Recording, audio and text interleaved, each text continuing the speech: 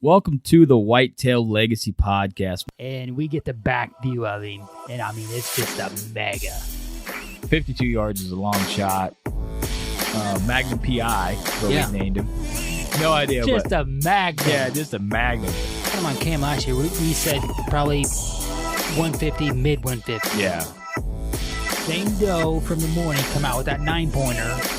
Here steps out this 90-inch 8-pointer. You're like, I'm like, okay, well, there's still a buck back there grunting. Yeah. And then out steps like another 90-inch 8-pointer. I'm like, all right. Yeah. Bro. Yeah. Bro. Yeah. You're like, I'm like, deer right there. Yeah, like and he's already yards. 30 yards. Yeah. He was literally 5 yards from the base of the tree. Could have been, had a buck down at 1:40 in the afternoon, back there deep on public. 3 does come out pretty early. It was like 245, 24-yard shot, sent the combat veteran, and I tell you what, man, dude, it just smoked. We always get so jacked up when the other person kills. It's just almost like we got it done. Yeah. And when you killed that doe, I was like, hell yeah, man. And we come down here to Missouri. I asked Comey one more time. I'm like, is it a good buck? And he goes, yeah, real good, solid buck. I'm like, all right, boom. And the deer just drops. Sure. Super special to me. Whitetail Legacy Podcast, bringing you back to the hunt and leaving a legacy. Baller Rut. This is a Whitetail Legacy Podcast coming at you with a mountain lion hunt on the Whitetail Legacy Podcast. We're talking to Scott from Next Level Deer Supplements. He drew a tag this year and for a resident in Nebraska mountain lion. This is an epic story, guys. If you want to hear just an absolute epic grinding up and down hunt, this is it. So tune in. We're going to get through the people that make this possible. You guys are really going to enjoy this. You got VIP? Yeah. If you guys are tagged out on turkeys, which we're not, we're still out there sending it, you can pick up a hog log if you have hogs in the area and still continue hunting that way. So be able to pick one of them up at veteranip.com. All right, you got the VIP shout-out? Yeah, this week's shout-out is Roger Horne. He served in the Navy for 18 years, said he has seen and done a lot, enjoyed serving his country, and if he had to do it all over again, he most certainly would. So, Roger, that's the people we've come to learn that, sign up, first of all, and then just keep continuing to serve the country, year after year, and just like you did there for 18 years. I can't imagine the things that you've seen or done, so we certainly appreciate that, and everybody here from VIP and the Whitetail Legacy Podcast salute you, man. Yeah, huge shout out to you, man. Appreciate everything you've done for us, my family. Let's get into ECW calls, all your custom call needs, turkey, duck, goose, whatever you got to call them in. He's your man. You got Exodus Trail Cam tip of the week? Yeah, tip of the week coming from Exodus is, you guys are thinking about them batteries when it's really super cold. Those lithium batteries are also performing when it's hot. I've had a couple cameras that weren't functioning right because I didn't have the right batteries in there. And Exodus says that these lithium batteries are rated up to 120 degrees. So most places in the country, you're not going to be up above them temps for too long. So, just like in the winter, run them lithiums in the summer. All right, don't forget Exodus 5-year no BS warranty. We believe best picture and video quality that you can get, and the render is a straight fire cell cam. Cell cams are kind of spotty, man. We've had a lot of issues with it, and the render's been rock solid. So if you got any questions about Exodus, want a little more info, don't be afraid to reach out to us. And we can hit you with what we know about the product and what we've our experience with them over the last 2 years, going on 3 years now. So yeah. All right, get into Next Level Deer Supplements. This is Scott from Next Level, so he kind of touches a little bit of Next Level on here, but we're going to go ahead and hit you with a little info right here. Yeah, we're going to cover their roasted soybean block. It is a protein supplement block with all of the same high-performance ingredients as the feed and mineral. It is very durable, and it's not going to fall apart in the rain, which sounds like a great benefit. It's great for those hard to access areas or places you want to limit pressure on but still want to offer a supplement. This is also great to put in front of a trail camera, and this roasted soybean block is going to weigh approximately 33 pounds. Wow, that's a big block, man. I bet you that lasts a while. I know a lot of them blocks melt away in the rain and stuff pretty quick. Yeah, I would My just feel like grandpa I'm is always putting wasting them out money. down there in Missouri, and I feel like that would be a better way to, because you're trying to get pictures, in certain areas, and trying to get those every angle pictures. This would be a good option to do it. All right, let's get into Ingram's Outdoor Obsession. All your taxidermy needs, from turkeys to ducks to deer, he's got you covered. Check him out, Ingram's Outdoor Obsession on Facebook and Instagram. Putting out great content, or great quality work and content now, film content. And I got that. I was going to say that, but you know how my brain works. Right? I haven't seen any pics he's done. Yeah, no, but the video's I'm excited. crushing. Yeah, I'm excited for him to break out some taxidermy content pics. All your taxidermy needs, check them out. All right, let's get into the show. All right, we got Scott Christensen on the line from Next Level Deer Supplements. How you doing tonight, Scott? Great. How about you guys? Doing good, man. Just sipping on some high-quality Rolling Rock out here. Finally finished the Woodford Reserve from the Freeze podcast. Dude, yeah. That's how long it's been in the freezer. Could barely get it out with all the ice buildup. So, feeling good. Been a good night. We're going to talk a little mountain lion. Yeah. Yep. Heck yeah. Yeah, we're pretty excited to have you on. You're kind of in our little Snap group, so we got to see some live action from it, but we never got to hear the full story. Hold on, this is Scott? Yeah. Oh, like killed a elk in a cornfield, Yeah, Scott? that's Scott. Okay, Yeah. all right. I know who we're doing now. Here we go. Homie doesn't line guys up. He doesn't line guys up for the show. You don't know. Well, we could talk about the mountain lion and the elk. That'll get Nate real worked up. Oh yeah. Yeah. All right. Well, talk about Nate. Go ahead and you guys been gracious enough to support us in this podcast and our venture with Next Level Deer Supplements. So go ahead and break down Next Level Deer Supplements a little bit and let the people know a little bit about you and Next Level Deer Supplements. All right. Well, like you guys said, my name is Scott Christensen. I'm originally from a little small podunk town in Elba, Nebraska, is where I grew up at. Farm boy there, and just come to develop a passion for hunting. My dad didn't do a lot of hunting and stuff, but so that's how I got involved in Next Level and whatnot. And I used to sell for another mineral company, and then Nate and I, co-owner of Next Level Deer Supplements, we both sold for that company. We decided to start our own company. So yeah, that's what we've been doing for the last 2 years. It's just a hobby thing on the side right now that we're trying to build. But I'm a full-time financial advisor is my full-time job, and still a fully certified law enforcement officer. I don't work a lot for law enforcement, just put some part-time hours in and stuff. But got a lot of side gigs. I was just thinking today. Gigs, yeah. Yeah. I was just thinking today, I was like, it's been a while since I've seen a Scott in a uniform. I was like, did he get fired?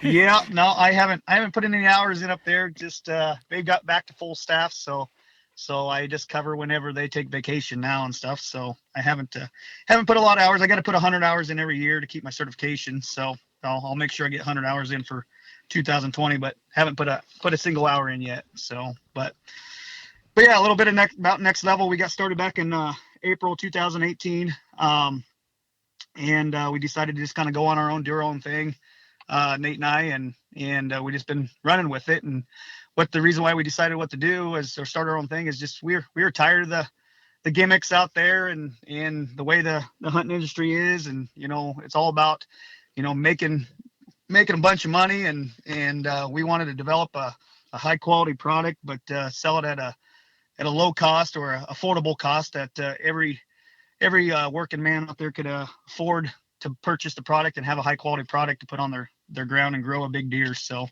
that's kind of a little bit about us at Next Level, and I guess that kind of tells you a little bit about me. So Yeah, one thing that's cool, with the Snap group is we get to see all the work you and Nate put in, and it's just like, Cody and I with the show and everything that we're trying to do and the videos and getting everything to flow seamlessly is like, there's a bunch of work behind the scenes that nobody really sees, but with that little glimpse into yours and Nate's world, really shows how much you guys care about your product and business and, want that end consumer to have the best experience possible with your guys' feed.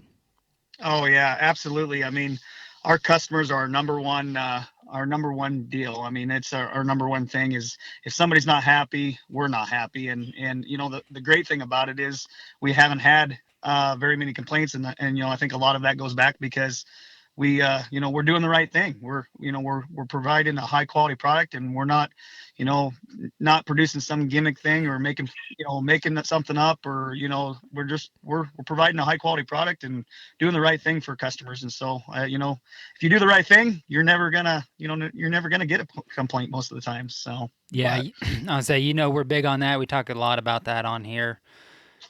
So trying to do the right thing. That's what we always say on here. Like we do the quick ad read, but we're always like, hey, if you want to reach out to these guys, they're normal, awesome, solid dudes that I consider really close friends. You know what I mean? And people that, I got friends that I don't even talk to on a monthly basis. You know what I mean? And I talk to you guys daily or every other day. You know what I mean? I hear something from you guys. So,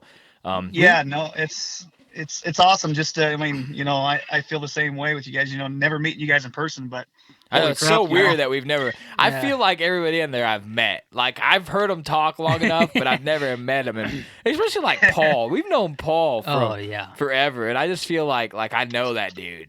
He like messages me, asks me how I'm doing all the time. Yeah, super solid, just super solid. You know what I mean? Like good group of dudes. But we can't say enough about you guys and the support you've gave us and believing in us and helping us out the little bit that you guys do. It's pretty. We were pretty one awesome. Coronavirus outbreak from staying at his house. I know. Man, that would have been epic. Yep.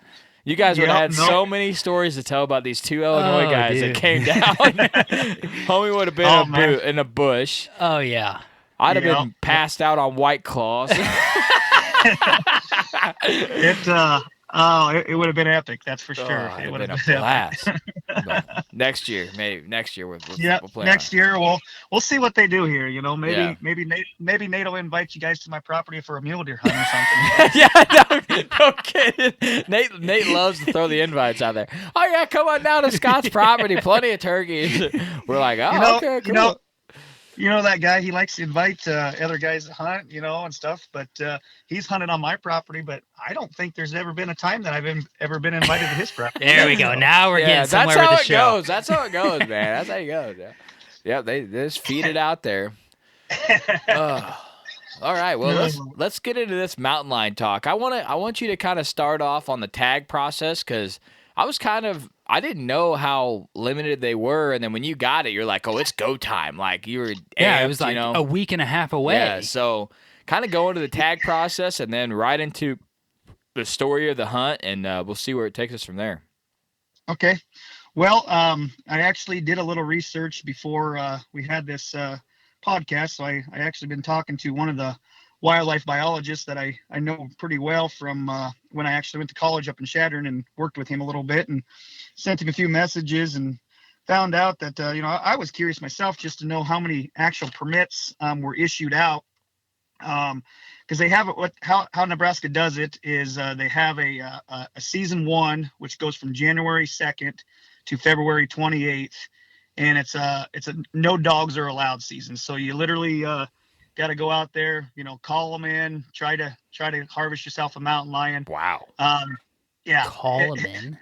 Call them in. Yeah. So here's my deal. Like when I applied for the tag, it's $15 to apply for the tag. So I was like, you know what, $15, I'll apply for the tag. And if I draw the tag, sweet, we'll go from there. Well, I applied and I drew the tag and then I was thinking, well, how in the heck do you call a mountain lion in? Like, the first thing that's going to come in probably is a bobcat or a coyote, So when I actually drew the tag, I tried to decide if I was going to go up there or not. And I ended up not even going up for the first season, because the season is held. There's a north unit and a south sub unit, which Highway 20 up there in the Panhandle, Nebraska is what actually splits the units. And so I had actually the north tag, and I was, thought about going up there and trying to call one, but I was like, just too busy. I'm not going to do it. You know what I'm going to do? I'm just going to wait for the dog season. And so how they do this is they go from that January 2nd to February 29th there. And if they harvest, there's every morning you got to call in before you go hunting. If you're hunting, you got to call in to this 1-800 number or get online to see how many lions have been harvested.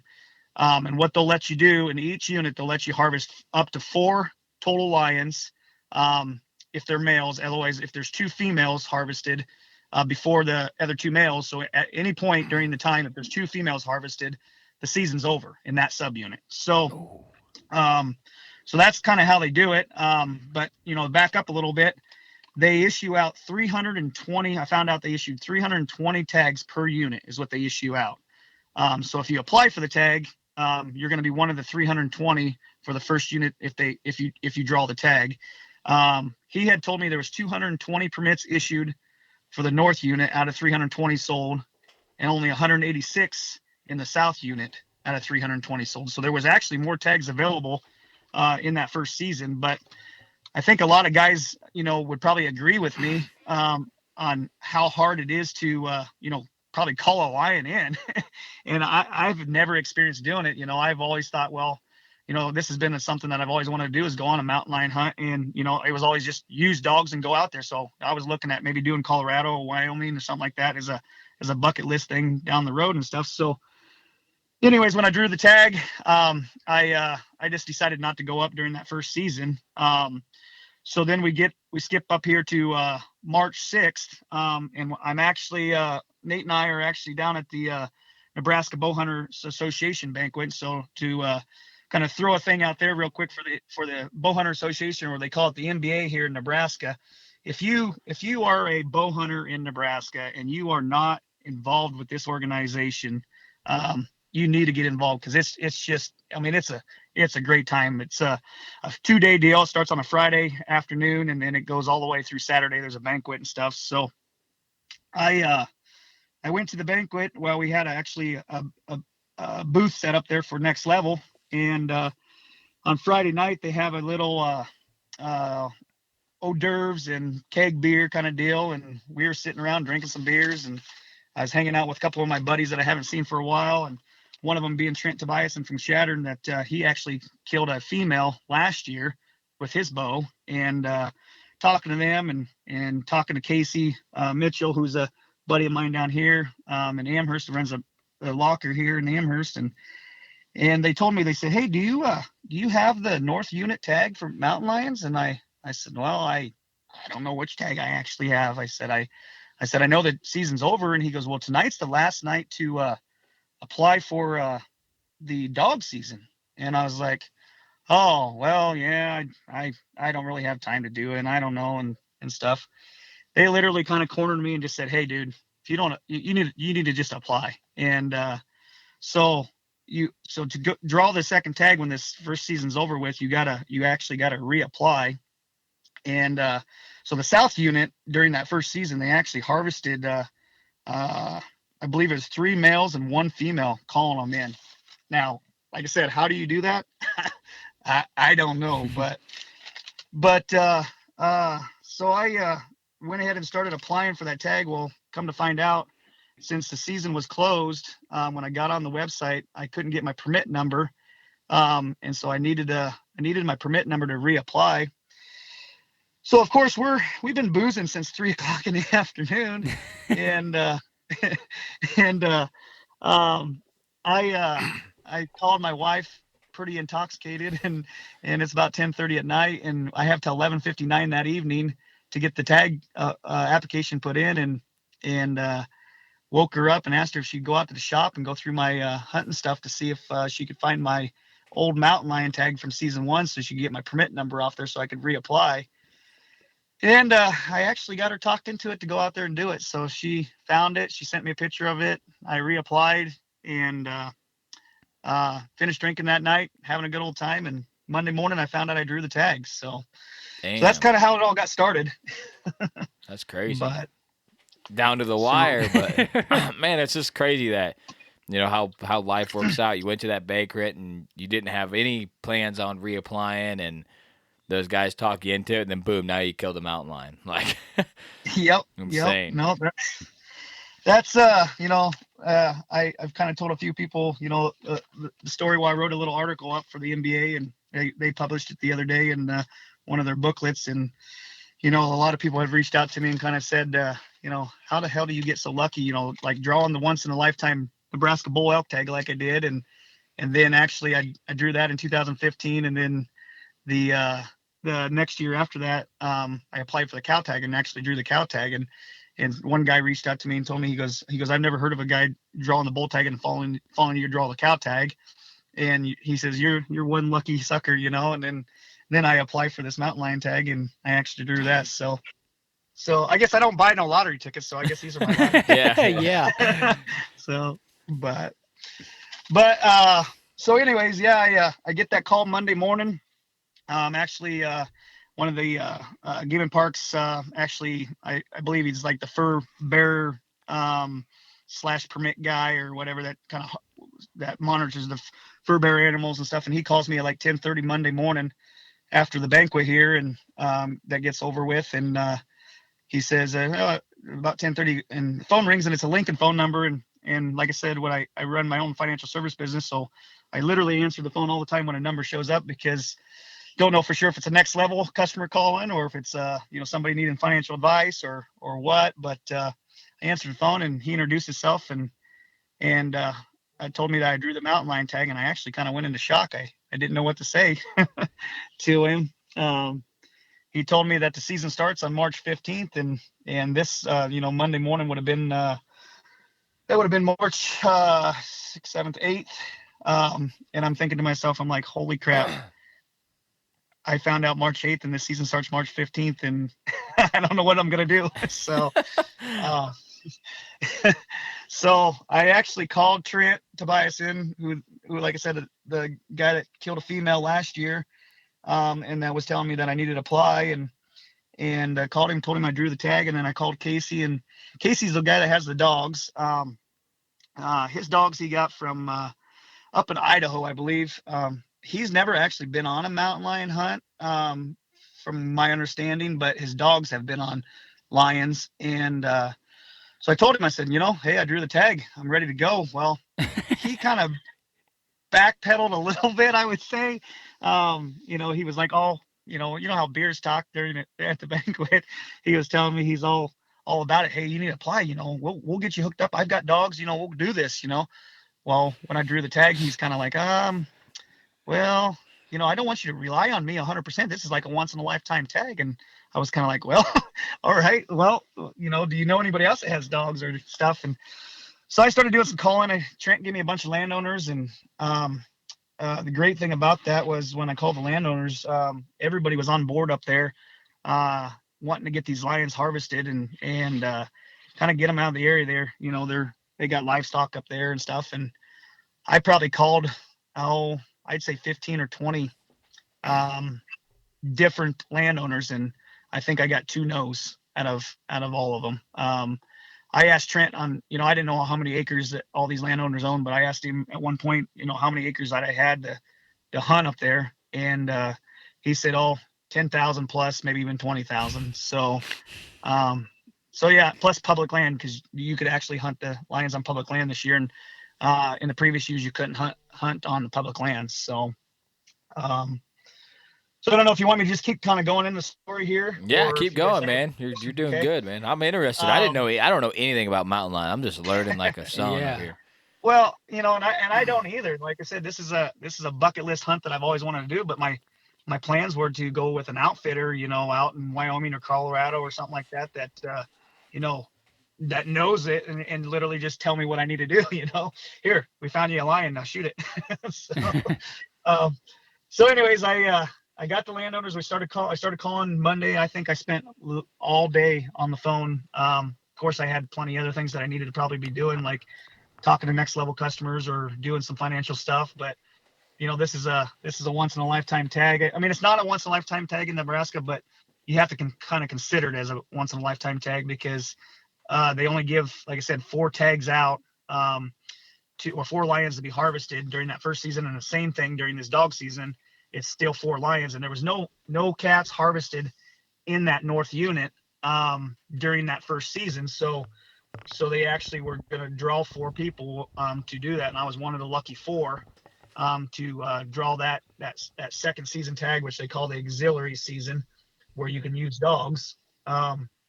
So called all day Monday, lined all the landowners up, talked to some of them on actually, throughout the week there. And this is kind of actually when the COVID thing was starting to kind of pick up, and everybody was talking about, and the schools were all thinking about closing and this and that. And I was talking to my wife, and, with me running Next Level and running my own financial service business, I actually work from my home. And so I'm my own boss. I set my own hours, do what I kind of want to do. But my wife actually is a teacher for the med center. And so she was trying to figure out exactly if she was going to get laid off or what was going to happen. Kids were actually going to maybe, get sent home from school and have to be homeschooled and stuff. And so a lot of stuff was happening that week with me having this tag and going, holy crap, I want to kill this cat. And it's a 15-day season from March 15th to March 31st. And I pretty much told her, I just kind of looked her in the eye. I said, honey, this is something I've always wanted to do. And I'm going to leave for 15 days and I'm not coming home until I kill a cat. And I didn't know how she would respond to that, but she actually told me, she goes, you know what, we'll figure it out. Go do it. So talking to Trent, we were with the dogs, when you're hunting mountain lions, snow is a very important thing. And so he actually texted me. He goes, man, you're going to be one lucky bastard. He goes, it looks like it's going to snow on Friday evening. And so he says, we'll go look for tracks on Saturday. And then, Sunday season opens up and, we'll see if we can find you a cat. And a couple of the landowners actually were sending me trail cam pictures of some cats that they got on cam. And we come to Thursday, we're kind of finding out that the schools are actually going to be closed. And my wife actually found out she's going to be working from home. And so she said, we'll work it out. If there's any days that I need to go to school, I'll find daycare or find something for the boys. And having 3 boys at home, a 9-year-old, a 7-year-old, and a 4-year-old, 2 of them in school. I was really worried about her finding stuff, but I was like, well, this is a once in a lifetime thing that I've always wanted to do. So you know what? You figure it out, honey. I love you, but I'm going hunting. So I actually left early Friday morning because I saw the weather was actually going to be moving in pretty hardcore Friday afternoon. So I took off and headed up there. It's about a 4.5-5 hour drive up there. And I got up there Friday afternoon, and it actually was just starting to snow on me when I got up there. Ran around, met some of the landowners, kind of got settled in, and then talked to Trent there. And he says, hey, there's no point of getting up real early Saturday morning. Let's get up when the sun comes up, after sun comes up, and we'll drive around and I'll show you some of the land and we'll see if we can find some tracks. And so I met up with him about 9 a.m. On Saturday morning. And of course, like I said, season starts the next day on Sunday.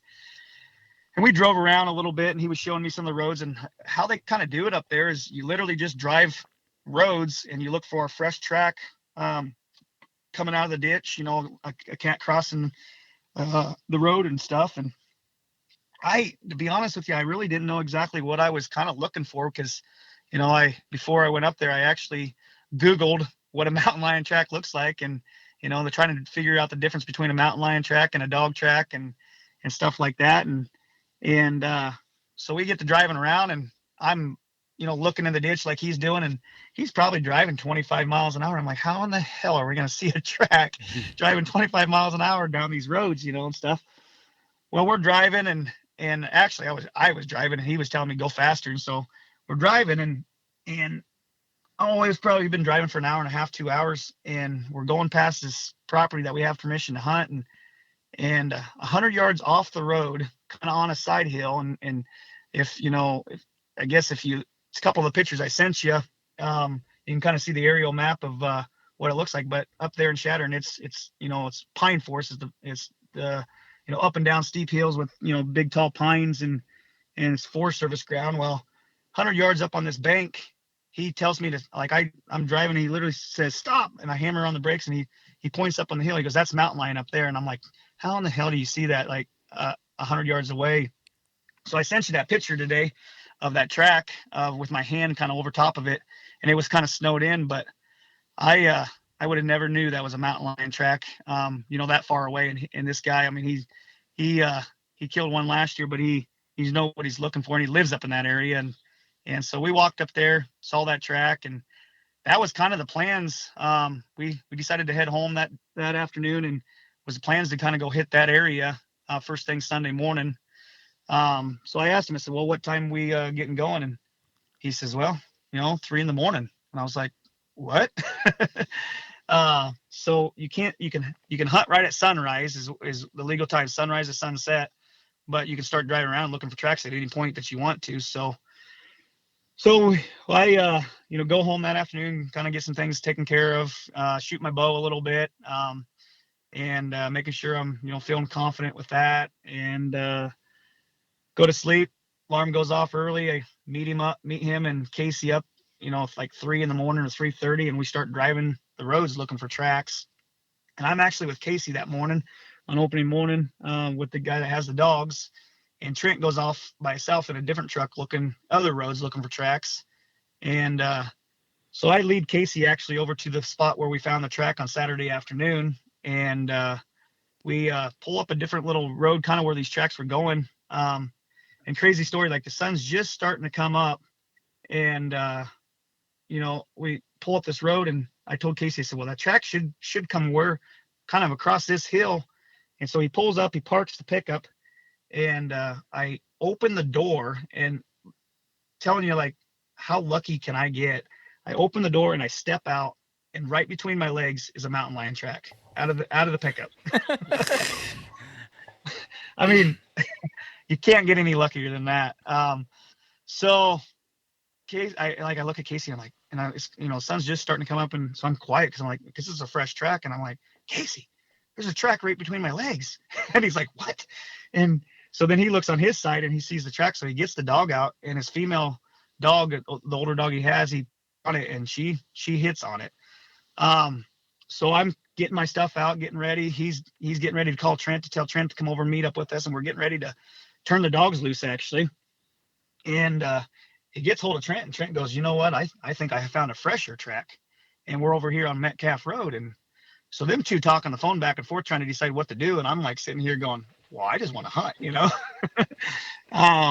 So we decided, Trent actually says, come over to Metcalf. So we decided to go over there and went over the Metcalf Road and found this track. And that's the first video. I think I sent you guys that video of us just getting out of the pickup, and the wind's blowing like no other, snow, deep, and put the dogs on the track, and they start following, and they actually lost the track for a little bit. And I was kind of helping out, trying to find the track again, and Casey actually got the dogs back on it, and he turned the dogs loose, and I guess the hunt was pretty much on. This was like at 7:30 in the morning, when he took the dogs off the leash and actually turned them loose. And like I said, I was behind them a little bit because I was looking at the track over here, trying to find the fresh track, and because the dogs kind of lost it, well, they found it again and took off. So I was behind him to start off with, and he goes, let's go, and turned the dogs loose, and he started hiking. And those 3 videos that I sent through that Snapchat group, that was me doing my little I need a breather, and I can't keep up with you with the dogs and Casey type deal, but also wanting to kind of document the hunt a little bit. And you guys saw the terrain that I was walking through, which was unreal, going up and down those hills, and deep snow to your knees, and brutal. It was brutal. Yeah, those videos were brutal, man. I was like, this guy's working his balls off out there. I mean, like, me telling the story right now, thinking back to it, like, gets my heart pumping, because I didn't think I was going to make it. Only having a few days to prepare and not being in shape, because like I said, I've always wanted to do this, but my goal was, if I decided to, purchase a mountain lion hunt somewhere, I was going to make sure I was in shape before I went out and did it. And so anyways, getting back on the story and stuff, I would go down a ridge, be on top of a ridge, and I'd look across the next ridge where I had to go down and go up. And Casey was always usually about a ridge ahead of me. And I could hear the dogs barking, and they kept going, and he had tracking collars on them.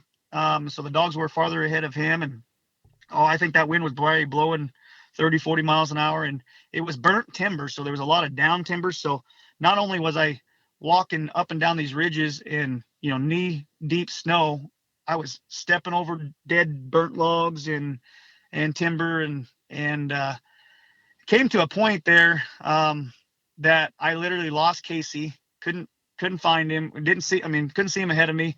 Couldn't hear the dogs. And I actually almost kind of got myself lost. I had my phone for Onyx, so I kept looking at Onyx, but there was enough snow, in the big ravines and on the sides of the hills and stuff. But if you got up on the tops of the hills there and stuff, you couldn't see any. Well, there was no tracks that you could see because the snow had blown away. So I was kind of getting concerned because I had lost the tracks and I couldn't see Casey and couldn't hear the dogs or anything. And so I actually started making some circles and found the tracks again, kept going, hiking and stuff.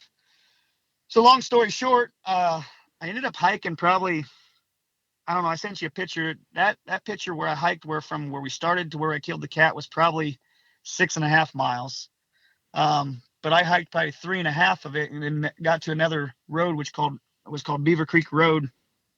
And I got to that road, and you don't have, like, if you're on the tops, you have some service with your phones, and we didn't have any radios or anything. So I started trying to call Casey and text Casey and text Trent and couldn't get hold of nobody, and was sweating, was tired, and that wind was blowing. And so I was fine. I had some water with me and everything, but I got to that road, and Trent said, he goes, just stay on Beaver Creek Road. We'll come pick you up. And so I didn't know what was going on, if they lost the track or what was going on, if they still were on the track, or if they maybe treed the lion or what was going on. Well, a whole hour goes by.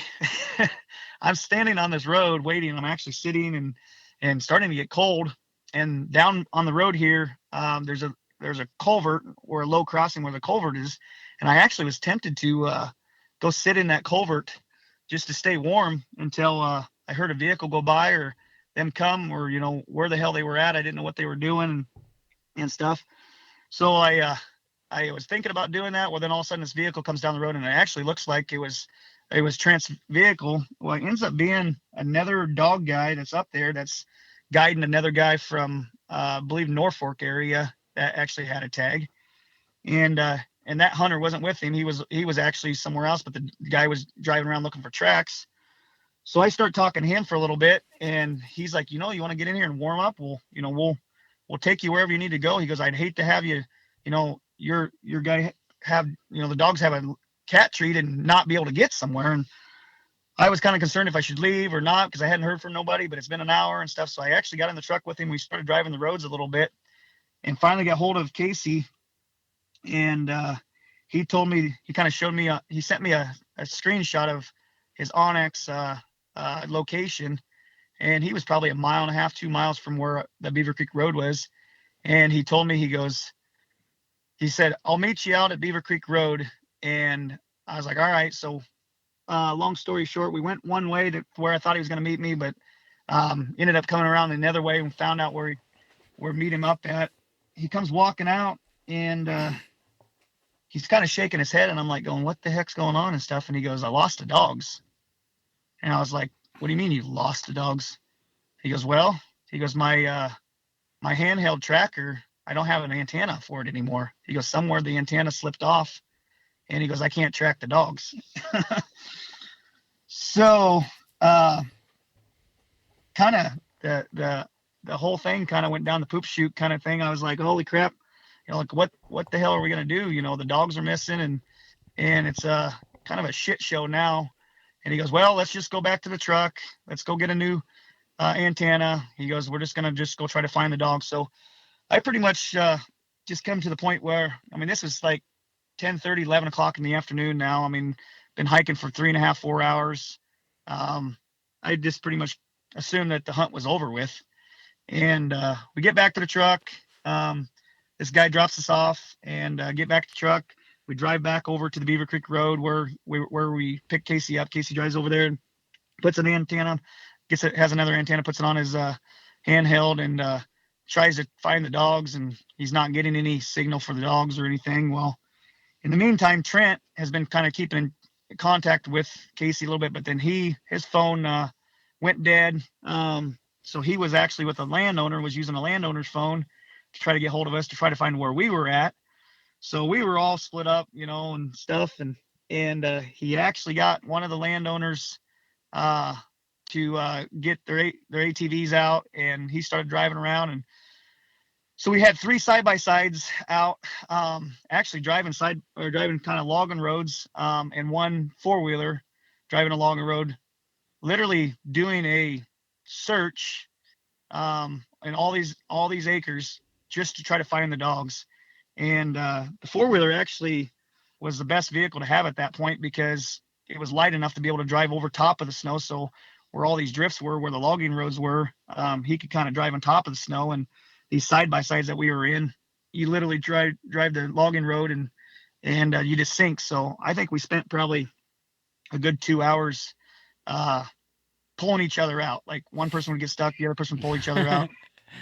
And it was frustrating. I mean, I was in the side-by-side with Casey. I had my bow, and worried about my sight getting knocked off because we kept hitting these banks hard. And finally I just got out. I'm like, you go up that hill and hit it as hard as you want, but then I'll walk up there and meet up with you, being dead tired from all the hiking already.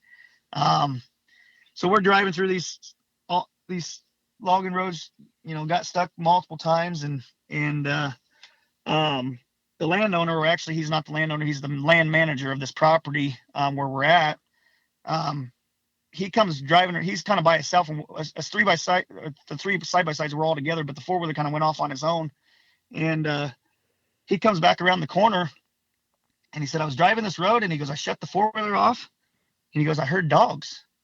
So he says, I got off my 4-wheeler. He goes, I hiked up around the corner, and he goes, they have a cat treed. And I was like, what?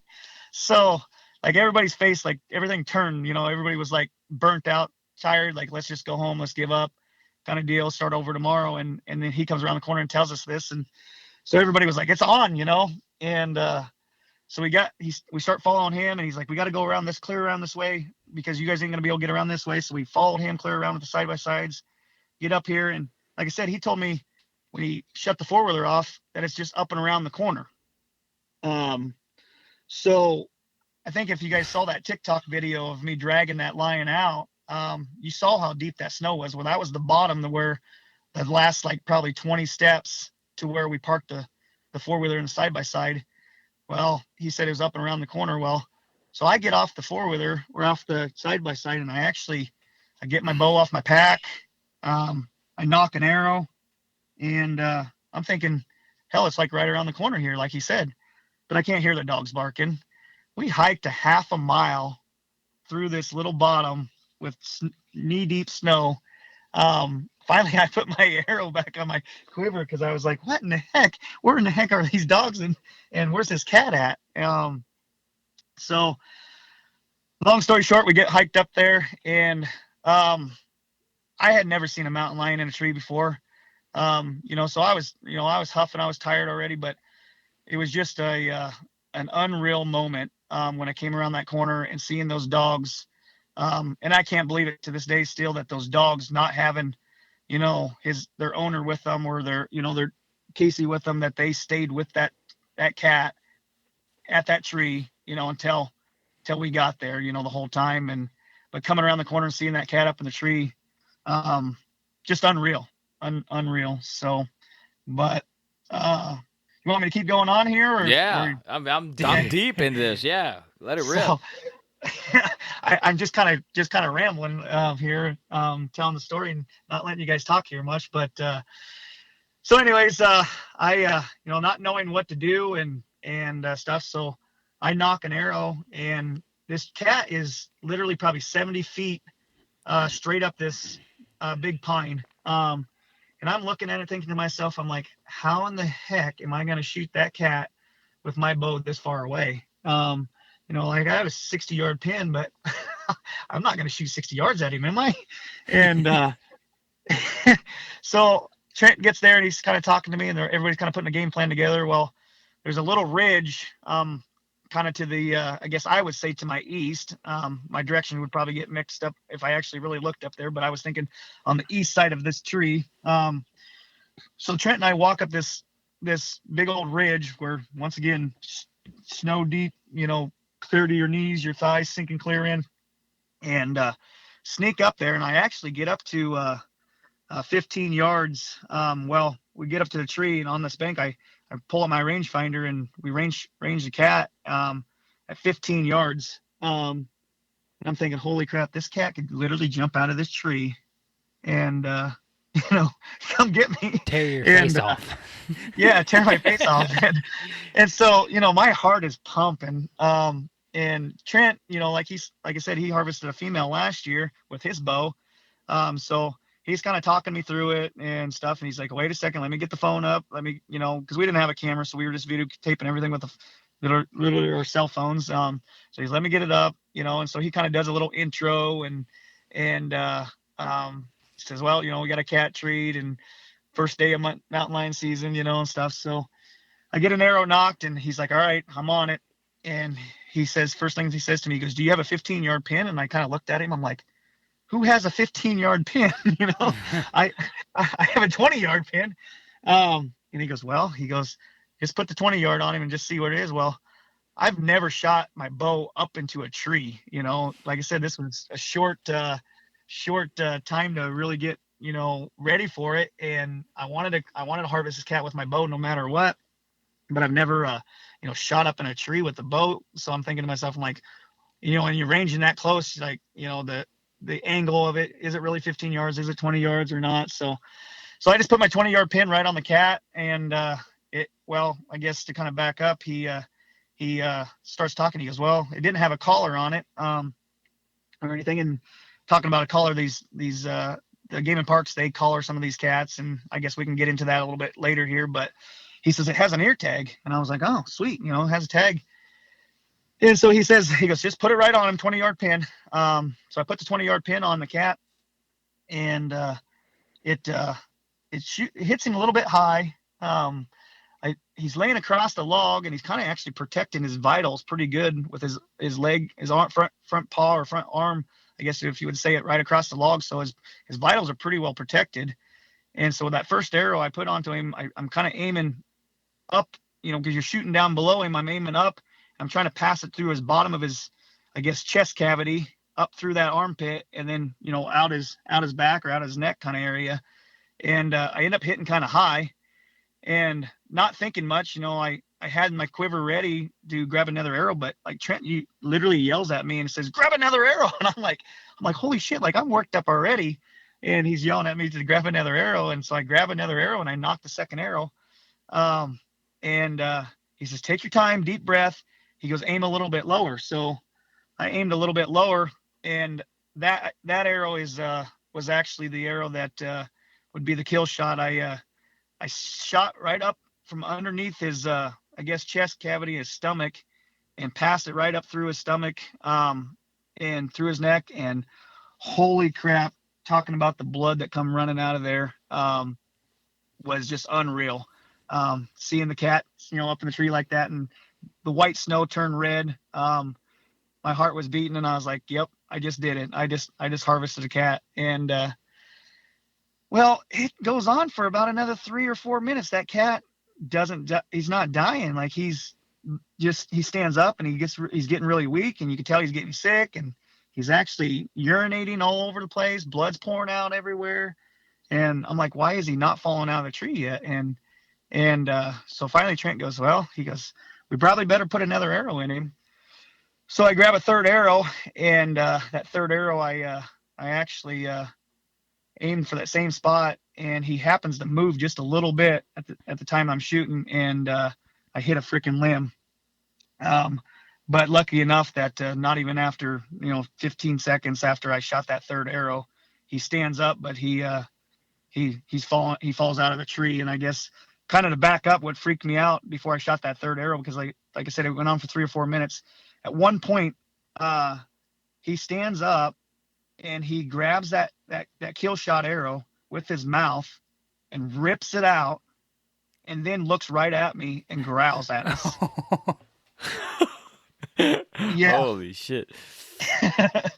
So yeah, I was pretty freaking by the time I was grabbing that third arrow to knock it. But so yeah, he falls out of the tree, and that's when all the hooping and hollering starts, and that's when everything became real, and once in a lifetime kind of thing. So pretty amazing, I guess, put it that way. So, but wow. I'm so glad you came on and told the story, man, because we got like just little snidbits on the Snapchat. That was epic, dude. So epic, man. Like you went from like 0 to 100. We're on it. We ain't shit. We're gonna die. To, I'm gonna free. Luckily, that guy, you met that guy on the road. Shout out to him for giving you a ride. Because how far from when you got that ride did you end up finding the dogs? We probably drove. When I rode with him, we probably drove a mile north on Beaver Creek Road before we found Casey and picked up Casey, where he kind of walked out at. So yeah, I would have had to walk another mile. And I guess kind of back up on that. So we come back, I'm riding with that guy and the other dog guy, and he says, well, where was the track at? Because I actually found the tracks again before I got to that road. And he goes, where was the track at? And I said, well, it was down here by this culvert. I said, but I don't know where he crossed the road at. And so we drive over there, and before we go find Casey, he parks his pickup because he's excited. I mean, he's a dog. He runs dogs. He wants to find the track, stuff. Plus, he's got a hunter of his own, and they don't have permission on either side of the road on that land, and I'm the only one that has permission. But so, I'm with this other guy kind of wondering, well, am I screwing something up here? But anyways, he wants to see where the track's at. Well, the track actually leads right through that culvert. The dogs chased that cat right through that culvert that I was going to go sit in when I was freezing cold. So, yeah. So I walked through that culvert, walked down there, and I find the tracks through the culvert. I'm like, well, here he is. This is where he went through. But I think back to the fact of when I was cold and thinking about going sit in that culvert. What if those dogs would have, what if that cat would have doubled back and the dogs would have, chased that cat back through that culvert when I was sitting through that culvert? That would have been a I don't know what you would say. Yeah. So, man, I want to kill a mountain lion, but that is like, I could imagine the adrenaline. Like you're out there, that thing could kill you like anytime. You know what I mean? You're out there hunting something that is quicker than you, faster than you, can move through the snow way better than you, deadlier than you. You know what I mean? Like there's a lot that could go wrong. You're like, you're in his element. He's good in that stuff. You know what I mean? And you're like, shit. How fast you gonna move in thigh deep snow? Like, no, you're not gonna move at all. You're literally just gonna. You're like cat food out there, bro. Yep, lay down and take it. You're like a bag of jelly donuts. Just about to slaughter. I'd be good until that first arrow, because then I'm like, all right, I just pissed him off. That's all I did. You know what I mean? Yeah. Like now he's pissed. Oh my god! When he ripped it out and growled at you, I'd be like, all right, what do we got going on like, here? All right, who's got the gun? Yep. No, that was my deal. Like the first arrow, like I said, I hit him high, and he jumped, and he was kind of, it was a hit, but it wasn't a vital kill shot, that first arrow. But you could tell I pissed him off right away then, and then Trent's yelling at me to grab a second arrow, and I grabbed the second arrow, and the second arrow ends up being the kill shot. But he's fighting it. I mean, you could tell he's getting sick, but he's fighting. And then when he rips that arrow out, yep, that was that was a whole different deal there, man. Was he screaming and growling and all kinds of stuff? He growled. There was never no real screaming, but he definitely growled and opened his mouth. And when you see that, you're like going, oh my god. Yeah, I'd be like, you're 50. One jump, he could just slaughter you. You know what I mean? Yeah. Yep. So, but yeah, we were a mile away before we, when I got in with that guy, and thank God he helped me out and stuff, and got me back with Casey, and stuff. But yeah, I thought it was done over deal there. But when we got back with Casey and found the dogs, could not believe that those dogs. I mean, I took a couple pictures, and the guys were like, well, I was taking pictures, and I told Casey to get in there and bring the dogs, and he's like, oh no, it's not you. You take the pictures. It's your glory and stuff. And I'm like, no, dude, get in here. These dogs are like, they're the ones that saved it. They're the ones that did it. I mean, how that they stayed with that cat the whole time when, I mean, there was 2 or 3 hours probably went by with us not having a track on the dogs. So those dogs, at some point, they treed that cat and stayed with that cat for, 2 or 3 hours without having any idea where their owner was, to call them off the tree or to back them out or anything. So pretty amazing deal, not, never been around a dogs chasing cats like that, but finding that out or knowing that what they did, I owe it to the dogs, kind of thing, that they're the ones that actually did the whole hunt, kind of thing. So, sure, man. That's super exciting hunt, man. Like I said, I'm super glad I had you on. That I was getting an adrenaline rush just listening to it. You know what I mean? I'm like, oh man. Yeah. Definitely. So yeah, we get some pictures taken and all that stuff, the hooping and hollering, and then it comes to the point where they say, okay, Scott, well, you ready to carry this thing out? And like I said, walking back in there, snow deep all the way to your knees, this little ravine creek bottom and stuff, and I thought they were real, telling me that I had to carry it out on top of my shoulders, and I was like, I kind of looked at them, I'm like, are you guys kidding me? And they're like, no, lift the cat up and put him on your shoulder. Why? When I was lifting him up, taking pictures of him, I'm like, he ended up weighing 141 pounds, but he was an 8.5-year-old cat is what he was estimated at, Tom. And the last time that the Game and Parks had actually trapped him or had contact with him was back in 2018, and they estimated him at 6.5 at that time. And how they estimate him is based on their gum line, I guess, or whatnot. And they actually put a collar on him at that time when they trapped him. And then 2 weeks later, I guess I get the story, when we get the cat out and everything, people start texting me because his nose is unique. If you see the picture of his nose and stuff, he's a fighter. He's been in a lot of fights and stuff. And I get a message from one of the, I guess I would say not biologists, but these people, these gals that actually help the biologists tree these cats and have been doing the study and stuff. And she sends me a message. She goes, I'm pretty sure I got your cat on camera. And this cat actually was, you guys don't know the area and stuff, but people can look this up and stuff. But this cat was actually on camera back in 2016 in the Shattern Creek Ranch area, which is south of the Shattern State Park. And I killed this cat probably 4.5 miles north of Hay Springs. So from that point, cutting across the ground and whatnot, that's probably at least 25, 30 miles. Yeah. So he traveled that far from 16 to 2018 where they collared him at, but they collared him in 2018 and he was known as the M57 cat, the Tom. But then when they collared him, they re-tagged him because he had ripped out his tag. And so they re-tagged him to the NE37 tag. So I actually have that tag, which is pretty neat. The taxidermist pulled it out, but we'll put it back in the cat when we get it mounted and stuff. But they collared the cat there, like I said, in 2018. Well, 2 weeks later after they collared it, the tracking device on the collar wasn't moving. And so they went out and they tracked that cat down. Well, what they come to find out was the cat slipped his collar during a fight with another Tom and he killed another Tom. So there was another Tom cat laying there. His collar was laying there, and then there was another dead Tom laying there. Dang. Man, you got a savage, didn't you? So I'm not thinking of it. These mountain lions, I never had thought of it. They are a cat species. Around your house, you have Tom cats and you hear them fight and stuff, and they fight for dominance and territory and stuff.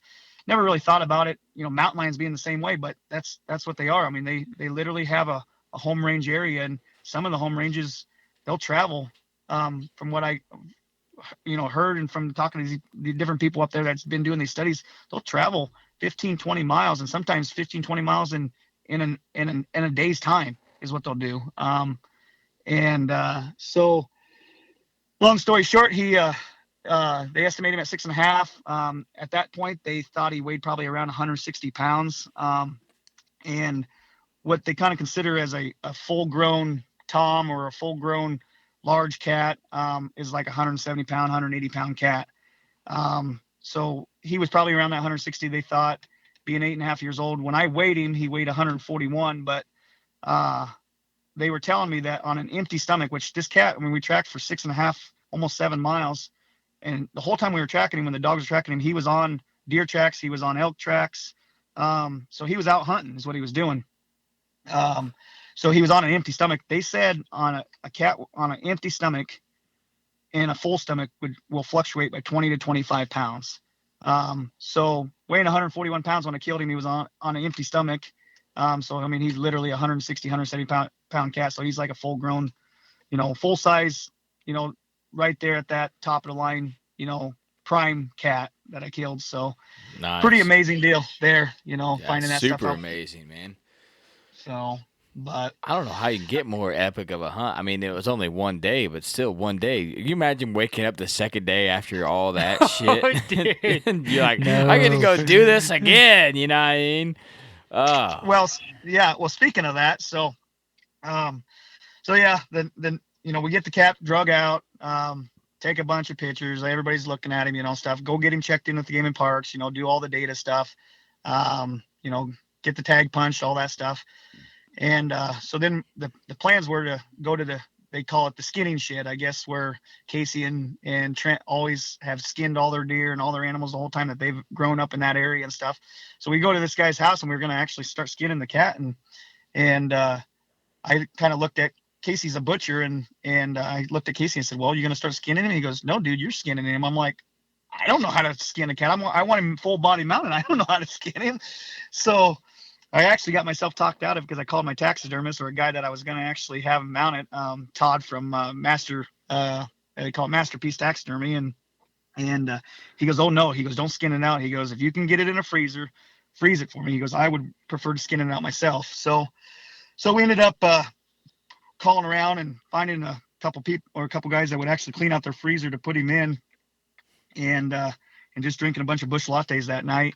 And so the next morning comes around, and I actually had left some stuff at where Casey was staying there in Chattern, and I called him, and when I woke up and I told him, I said, hey, I need to come over and get my contacts and a couple things, and because I can't frickin' see and don't have my glasses. So I actually drive over there, and by the time I get over to his house, or his mom's house where he's staying at, he says, I got a call from the guy that the other dog guy that I got in with, and he goes, they found a track not too far from where this Tom had crossed the road by the culvert.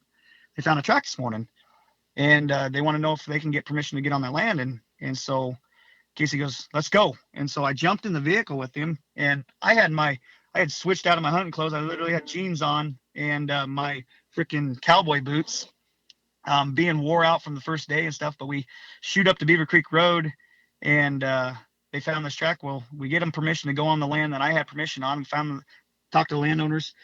They turned their dogs loose, and within probably 30 minutes, we hear a shot go off, and this guy's actually hunting with his gun, and he kills a female. So we decided to start walking back in that snow while Trent and Casey wanted to walk back in there. And I'm thinking to myself, I'm like, I am burned out. I don't want to walk around. I got my cowboy boots on. And so sure enough, I started hiking back in there. And I'm glad I did, because we got back in there and we actually started helping drag this cat out. But we come, and it's a female. It's a smaller female. I think she weighed like 98 pounds is all. But we're dragging her, or they're dragging her out, and I'm helping carry this guy's gun out and stuff, because they have, some other things that they're all wore out just like I was. And well, they dragged the cat right by her kill site. Talking about when the hair on the back of your neck stands up. You go by that kill site after me killing this Tom and then dragging this female out and stuff. Even though that you killed these cats and you got dogs around and you got guns and stuff, but you're standing by this kill site. I mean, it's a fresh kill site. It's a deer leg hanging out, and the female had, this cat had buried the deer that she had just killed that night.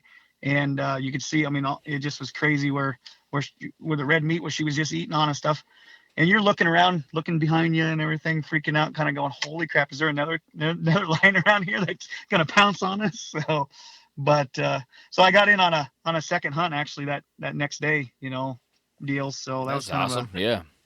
a neat deal there too. So, And the guys that but, do that all for guiding gotta love that shit out there in the wind and snow and shit out there. But I'm sure it's a rush like no other, like ultimate high. You know what I mean? It's just hunting a predator. It's just like coyote hunting, but like you're safe. You're like, coyote sees me, it's gonna run. But like a mountain lion sees you, shit, you better. I don't know, man. You gotta be ready. Yeah, that it's gonna charge you 140 pounds. It's gonna be like, man, that thing looks like a tasty deer. You know what I mean? They see my plump 200-pound ass out there. They be like, man, I'll be able to eat for a week on that shit. yeah, no, I'll have to send you that picture because, like I said, you seeing the snow piled up and that deer leg hanging out and that red meat sitting there, like it just makes the hair stand up on the back of your neck, even though that you just got done killing them and you have dogs around. But I mean, you're still like going, holy crap, I could be, that next kill for that next lion at any point. So. Damn. Well, man, we appreciate you telling your story. That was freaking epic, and coming on here and spending some time with us, man. You told a really good story, and I was hanging on the edge of my seat the whole time. So, like I said, we just got such small tidbits of this. I know everybody in the Snap group is going to be jacked to hear this one, and I mean, mountain lion something we never covered, so you're the first for that. Yeah, no, it was an epic hunt, that's for sure. Once in a lifetime kind of thing. The great thing about it is I can actually reapply and maybe try to draw a tag again, but I don't think it'll ever happen. But I'll definitely reapply again. But like Nate, I told him, I said, dude, you gotta apply to draw a tag. So because he keeps telling me I'm lucky and stuff. So I'm like, hey, you gotta apply to draw, So. Well, you won't be getting the next one mounted. I know that. You're gonna have one on each corner facing each other, snarled up. Yep. 13 grand in taxidermy. Yeah, 13 grand. This is no big deal. So. Yeah, no, $3,900 or $4,000 is the starting point at the, getting them a full body mount, and then about another $2,000 just for the habitat and stuff that Todd said he would charge. He's going to charge me to do it. I mean, he's done quite a few mountain lions. I mean, he's top of the line. Taxiderm's been doing it for years, since he's like 14 years old. So I am paying for his expertise. I mean, there's probably guys out there that are cheaper that would do it, but it's a once in a lifetime thing, and I want to get it done right the first time, kind of thing. So yeah, I'd hate to get a coyote done and like you always see like a screwy eyeball, or somebody gets a bobcat done. The eyes never look good. Yeah, smiling or something. They look like they're cat in the headlights kind of deal. Yeah, like paying the guy to do it right and have it look actually lifelike. I mean, that's the right move.